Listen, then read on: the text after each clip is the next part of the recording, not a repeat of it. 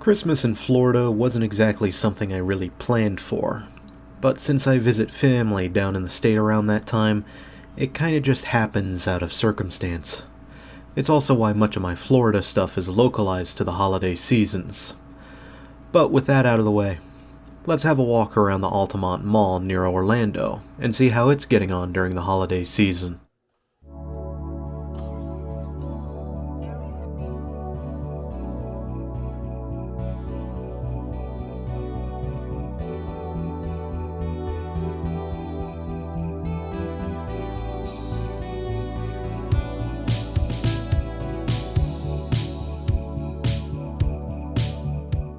Altamonte Mall would have seen construction begin in 1972, with Edward J. DeBartolo pushing forward two shopping malls for the Orlando region, the Florida Mall and the Altamonte Mall.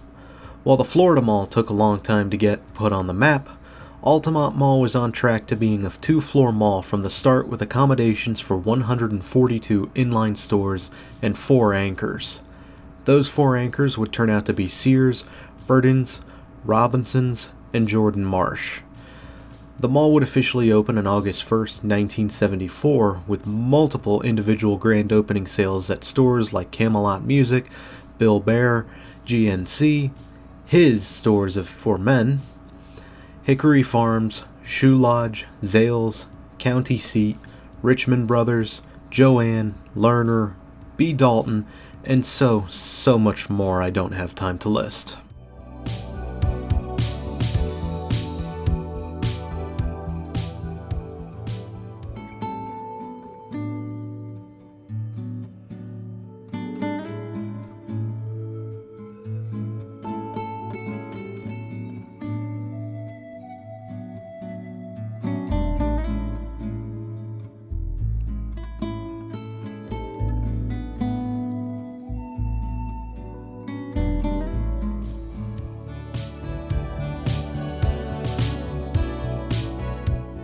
Altamonte Mall was facing regional competition at the time, Orlando Fashion Square.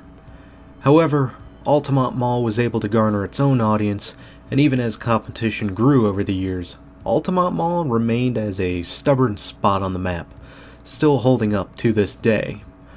Throughout the years, Altamonte Mall would advertise concert tickets and shows and performances that featured various artists. Though while the mall has held up, some of the anchors did not.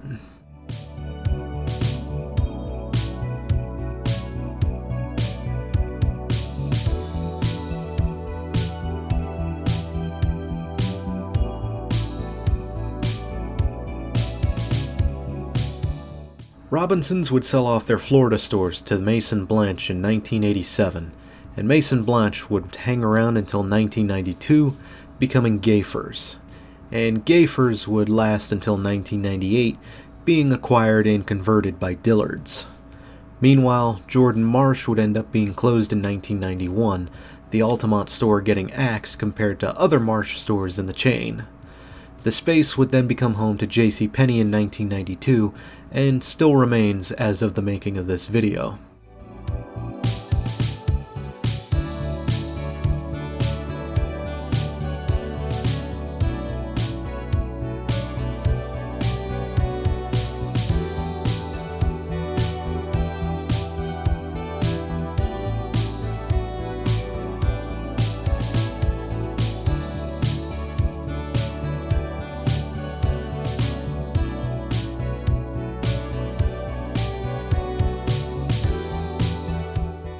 The mall would see a renovation first over 1989, receiving a facelift that was referred to as a Spanish style. This was meant to keep the mall viable in shoppers' eyes, in the hopes that it boosts sales. This would also bring smaller improvements to the lots around the mall, improving accessibility. However, a 2002 renovation would occur as sales began to dip, resulting in the more modern look that persists today, along with the inclusion of an 18-screen AMC cinema as an outparcel, among other things. But we did lose a fountain in a process. A downgrade, if you ask me.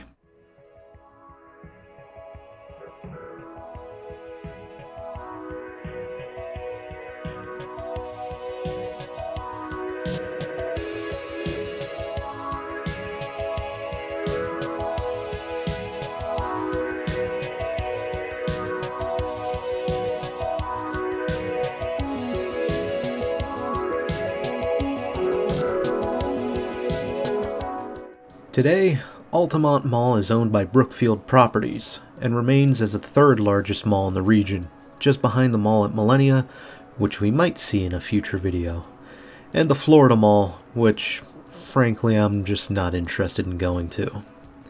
Altamonte Mall continues to persist, outpacing the likes of Seminole Town Center, Orlando Fashion Square, and Oviedo Mall. It's not perfect, considering Sears closed down in 2018 and still remains vacant at this time, but it's still a lot better than most malls today, which is nice to see. I know malls aren't really the place to be anymore, but still, there's something about these places that I like that you just can't get anywhere else, and I'd like to enjoy that while it's still there.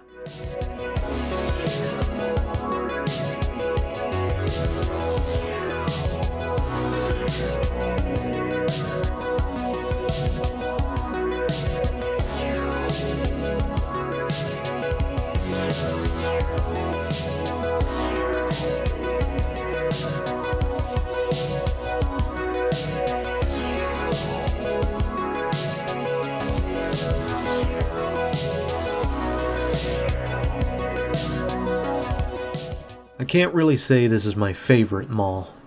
It's not ugly, but when it comes to overall aesthetics, I've seen better.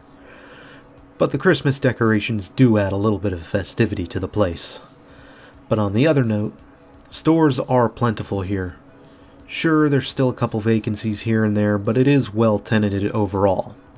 I particularly remember a hobby store near the JCPenney alongside a game store near the old Sears, both of which I could spend several minutes just browsing in.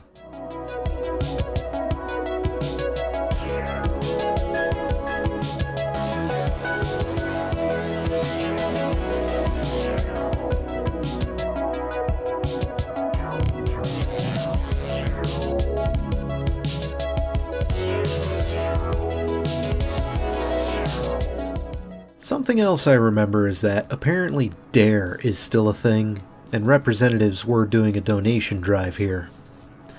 Anyone remember that waste of time and money from school? You know, just say no to drugs. Before Dare, I had no idea what drugs even were, and later on I came to learn that the program turned out to be a failure. I wonder why. Nonetheless, they're still around, and it seems they've expanded their scope while remaining anti-drug first and foremost. Seems they still find a way.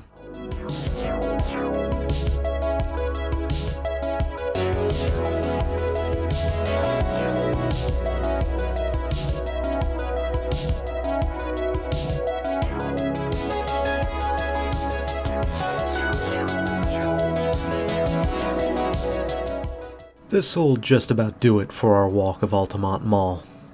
Overall, it seems to be doing fine, despite the bad weather brought on by Hurricane Milton. As we wind down, let me ask you, what did you think about the Altamonte Mall? And what do you think the future will hold for this place? I'm at least hopeful it will continue as normal, though that Sears vacancy needs to be addressed, even if it means demolishing it and putting something else in its place.